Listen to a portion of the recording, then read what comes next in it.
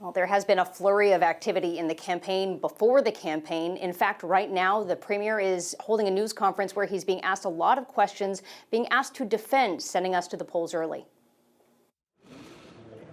Doug Ford's justification for this early trip to the polls is the threat from across the border, staring down tariffs, and a federal government he says has left Canada drifting, exposed and vulnerable. In the National Post, Ford lays out a call for, quote, a strong, stable 4-year mandate that will outlive and outlast the Trump administration.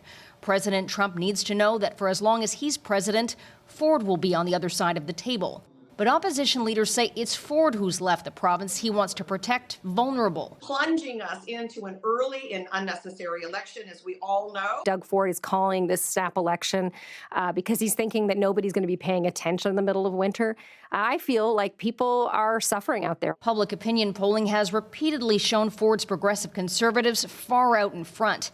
If his gamble with an early vote's going to bite him, we'll know right away because he'll stumble out of the gate. There will be pressure on him. Why are you having this election? It's unnecessary. Why would you spend $175 million on an election you don't need? With other leaders and critics trying to keep the election focused on what they see as shortcomings. Doug Ford said he'd end hallway medicine. He didn't get it done. He said he'd cut taxes. He didn't get it done. He said he'd build housing. He didn't get it done. Arguing the election presents a unique opportunity. We can do both things. We can fight Donald Trump, and we can also turn the page on Doug Ford. The premier will visit the lieutenant governor at 2 o'clock to trigger an election that will send Ontarians to the ballot box February 27th.